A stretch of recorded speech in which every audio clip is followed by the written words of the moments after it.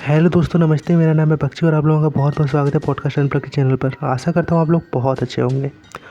तो हमारी कहानी की शुरुआत होती है 1847 से, जहाँ हमें बताया जाता है दक्षिणी कन्नड़ा में एक राजा थे जिनका साम्राज्य बहुत बड़ा सा था। उनके बीवी बच्चे, उनकी प्रजा उनको सम्मान देते थे। लेकिन इतना कुछ होने के बाद भी राजा को शांति नहीं थी। मतलब वो किसी कारणवश सुखी नहीं थे। वो हमेशा विचलित रहते थे और उन्हें नींद तक नहीं आती थी। इस आत्मिक शांति के लिए राजा कई मंदिर गए, कई साधु लोगों से मिले, लेकिन कोई फ़ायदा नहीं मिला। फाइनली एक पंडित राजा को बताता है उन्हें अकेले एक सफ़र पर जाना होगा। वो एक ऐसी शक्ति को खोजे जिससे उन्हें शांति की प्राप्ति हो। ऐसे में राजा एक सफ़र पर निकलते हैं, लेकिन किसी भी मंदिर या गुरु के पास उन्हें शांति नहीं मिलती।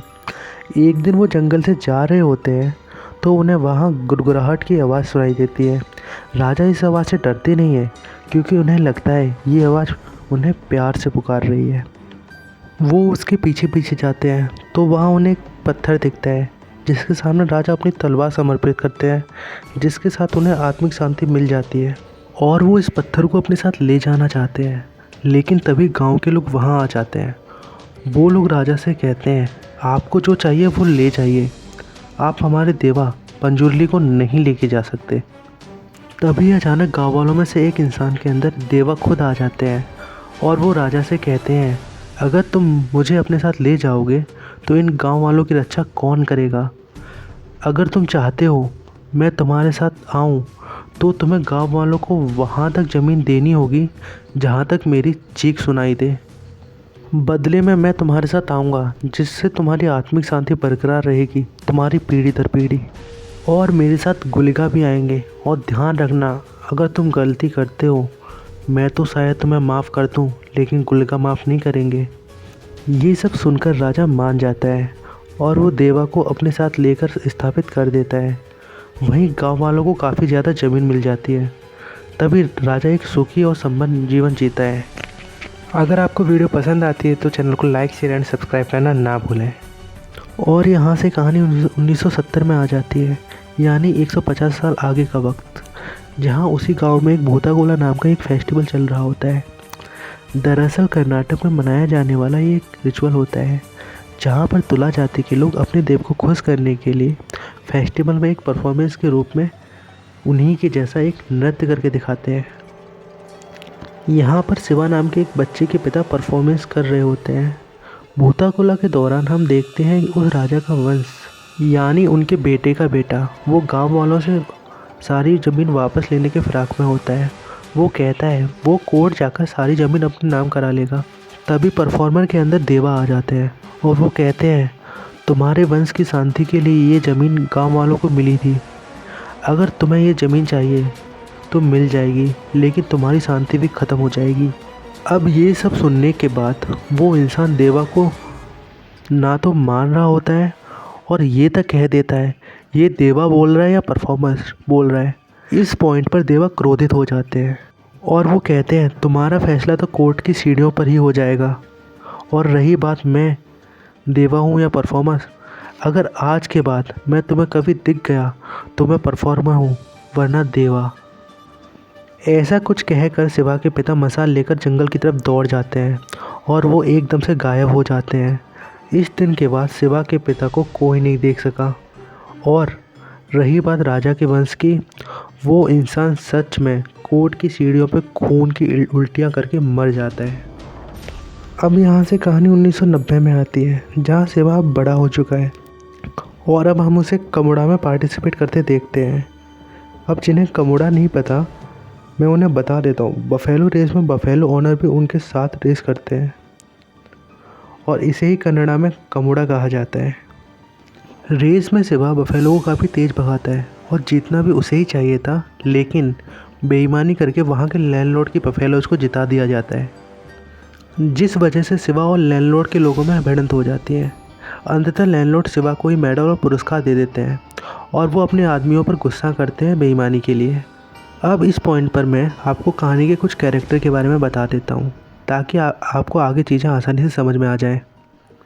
तो सबसे पहले तो शिवा है, जिसके पिता भूताकोला के वक्त 20 साल पहले गायब हुए थे। यानी कि शिवा की जो फैमिली है कई जनरेशन से इस ट्रेडिशनल को कैरी करते आ रही है। ट्रेडिशन के हिसाब से शिवा को ही भूता गोला परफॉर्म करना चाहिए था, लेकिन वो एकदम पियक्कड़ और निकम्मा टाइप का हो गया था, इसलिए उसका भाई गुरवा परफॉर्म करता था। इन दोनों की माँ भी थी जो हमेशा शिवा और उसके दोस्तों पर गुस्सा करती रहती थी। शिवा के दोस्त थे रंपा, बुल्ला, लच्छू, नारू और बहुत सारे थे। शिवा की लव इंटरेस्ट थी लीला, और गांव में फॉरेस्ट को प्रोटेक्ट करने के लिए जिनको अपॉइंट किया गया था उन इंस्पेक्टर का नाम था मुरली। जिस लैंडलॉर्ड के बारे में हम अभी बात कर रहे थे वो राजा के ही वंश का है। ये लैंडलॉर्ड अब तक तो ठीक लग रहा था। शिवा और उसके दोस्त लैंडलॉर्ड का छोटा मोटा काम किया करते थे, चाहे वो लीगल हो या इलीगल, जैसे किसी जंगली सूअर को मार देना, लकड़ी काटना, शिकार करना इत्यादि। और ऐसे में लैंडलॉर्ड इन्हें कुछ पैसे दे देता था या फिर दारू पिला देता था। लाइफ सही चल रही थी, लेकिन नया इंस्पेक्टर मुरली इनकी नाक में दम करने लग गया था। वो लोकल्स को पेड़ वगैरह काटने से रोकने लग गया और उनकी कल्चरल बिलीफ को नहीं मान रहा था, और शिवा और गैंग को शिकार करते हुए पकड़ना भी चाहता था। ऐसे में शिवा का सामना एक दो बार इंस्पेक्टर से हो जाता है और इनमें काफ़ी झगड़ा वगैरह भी होता है, और हम समझ पाते हैं ये दोनों एक दूसरे के कट्टर दुश्मन बन चुके हैं। बेसिकली कहा जाए तो इनके बीच तांडव बढ़ जाता है, और तनाव तब ज़्यादा बढ़ जाता है तब इंस्पेक्टर इस पूरे गांव को रिजर्व फॉरेस्ट घोषित करने पर तुल जाता है। इस सब के दौरान हम देखते हैं शिवा को बार बार अपने पिता के गायब होने वाले दृश्य सपने में आते हैं। एक बार तो उसे जंगल में एक जंगली सूअर दिखता है जो कि गगरा और ऐसे ही आभूषण पहना था। इसका मतलब वो कोई नॉर्मल सूअर नहीं था। इन सब के अलावा शिवा को कई बार अपने सपने में देवा भी दिखते थे। खैर कुछ दिन बाद लीला गांव में वापस आती है, जहां हमें पता चलता है वो पुलिस ट्रेनिंग लेकर आ रही है। शिवा और लीला के बीच नज़दीकियाँ बढ़ जाती हैं, और शिवा लैंडलॉर्ड से बात करके लीला को पुलिस की नौकरी में लगवा देता है। नौकरी के पहले दिन ही इंस्पेक्टर गवर्नमेंट आदेश पर फॉरेस्ट एरिया को नापले गांव में आता है, और वो लोग इंक्रेचमेंट भी रिपोर्ट करने वाले थे, यानी कि जिसके घर इलीगल तरीके से उस एरिया में बनाए गए थे अकॉर्डिंग टू गवर्नमेंट, उन सब की रिपोर्ट वो सरकार को देते। ऐसे में गांव वाले पुलिस वालों से लड़ने लगते हैं। ऐसे में शिवा वहां आकर पुलिस से हाथापाई कर लेता है। इस लड़ाई में वो लोग शिवा को बांध देते हैं, और वो लोग सुधाकर के लेबर की मदद से इंक्रेचमेंट एरिया को खोदकर उसमें मार कर देते हैं। अब इन घटनाओं से गांव वाले एकदम परेशान हो गए थे। वो लीला को भी ताने मारने लगते हैं, क्योंकि लीला भी पुलिस के साथ थी। इस पूरी प्रॉब्लम को हल करने के लिए लैंडलॉर्ड एक वकील को लेकर आता है, जो कि गांव वालों की ज़मीन के पते को या तो कानूनी करे या उनके पेपर बनवा दे अकॉर्डिंग टू वो कहाँ रह रहे हैं। वकील एक एक करके सबके पेपर पर अंगूठे लगवाता है, क्योंकि जो गांव वाले थे वो पढ़े लिखे नहीं थे। दूसरी तरफ इंस्पेक्टर ज़ोर शोर से अपने काम में लग गया था। शिवा और उसके दोस्त इंस्पेक्टर से पंगा लेने लगते हैं। वो शिकार करते हैं। वो और भी पेड़ काटने लगे थे ताकि इन सब से इंस्पेक्टर का तबादला हो जाए। शिवा कई बार सुधाकर और लैंडलॉर्ड के लोगों से भी भिड़ जाया करता था, और लैंडलॉर्ड को शिवा से कुछ खास ही प्रेम था। वो अपने पति पत्नी और वो वाले रिश्ते के वक्त वो शिवा को अपने साथ एज गार्ड ले जाया करता था, और लैंडलॉर्ड शिवा के प्रति काफ़ी अच्छा बिहेव करता था। उसे पैसे देता था, दारू पिलाता था। तो एक रात शिवा और उसके दोस्त एक पेड़ को छुपकर काट रहे थे, जब सुधाकर पुलिस को इनकी लोकेशन बता देता है। पुलिस फ़ौरन वहाँ पहुँच जाती है, और हड़बड़ी में वो बड़ा सा पेड़ पुलिस की गाड़ी पर गिर जाता है, जिससे जीप में बैठे सभी लोग घायल हो जाते हैं। इस घटना के बाद शिवा पर अटेम्प्ट टू मर्डर का चार्ज लग जाता है, और ऐसे में वो अपने दोस्तों के साथ जंगल में छुपकर रहता है। पुलिस शिवा को और उसके दोस्तों को हर जगह ढूंढ रही थी, इसलिए शिवा और उसके दोस्त चुपचाप गांव में आया करते थे। ऐसे ही जब शिवा एक बार लीला से मिलने आता है तो वो पकड़ा जाता है। शिवा और उसके दोस्त जेल में ही थे, और पुलिस पूरे एरिया को रिजर्व फॉरेस्ट घोषित करने पर तुली थी। तो एक दिन लैंडलॉर्ड अपनी जीप से कहीं जा रहा होता है, जब रास्ते में उसे गुरुआ दिखता है।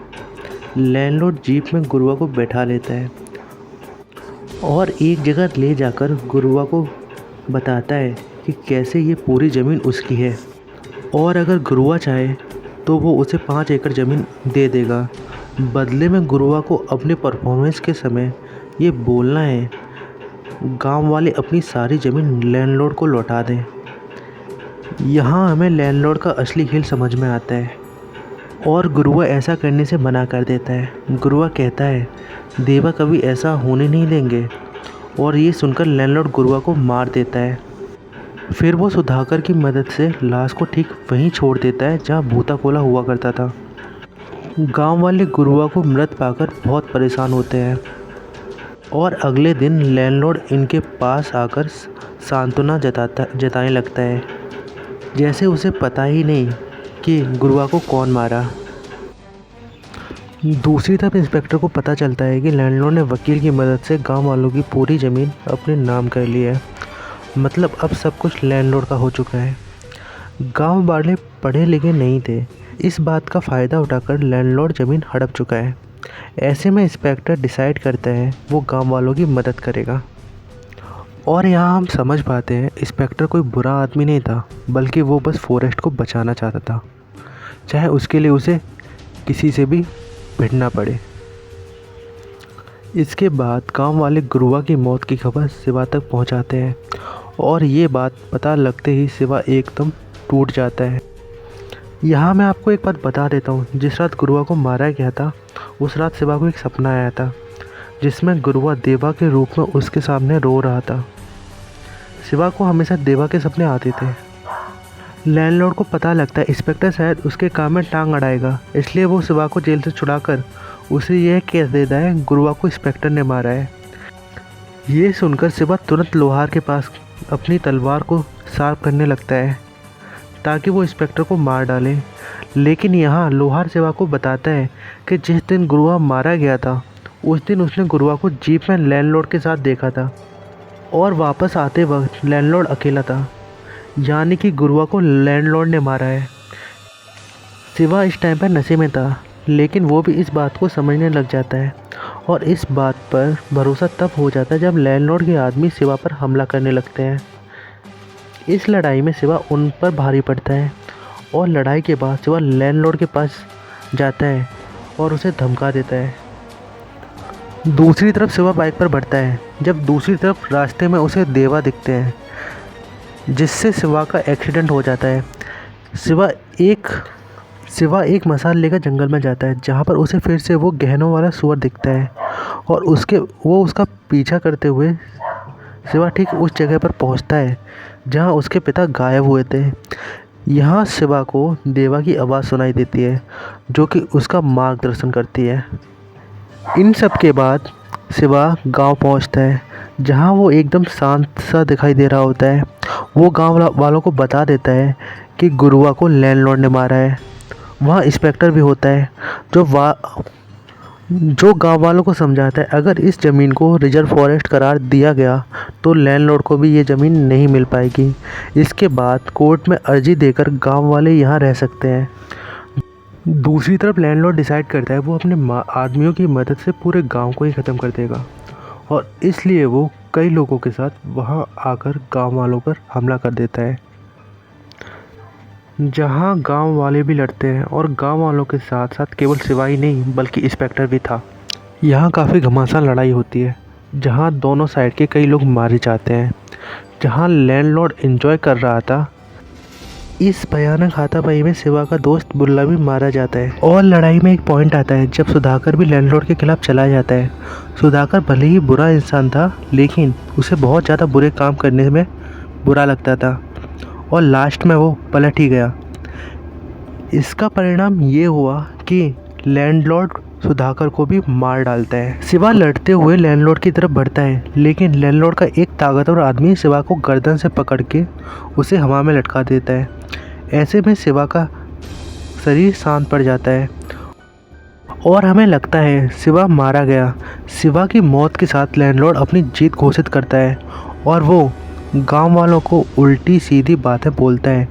तभी हम देखते हैं देवा शिवा के पास आकर चिल्लाते हैं और इसके साथ शिवा उठकर खड़ा हो जाता है। लेकिन दोस्तों, शिवा नॉर्मल नहीं था, पूरी तरह से किसी के वश में था।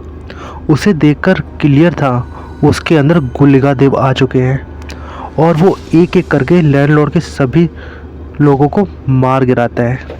शिवा के थ्रू गुलिका देव लैंडलॉर्ड से पूछते हैं कि तुम इतने पाप जो किए हो, तुम्हें क्या लगता है तुम बच जाओगे? पंजुर्ली देवा शायद तुम्हें माफ़ कर देते, लेकिन मैं नहीं। तुम्हारे खून से यहाँ की मिट्टी को सींचा जाएगा। ऐसा कहने के बाद वो लैंडलॉर्ड को मार देता है।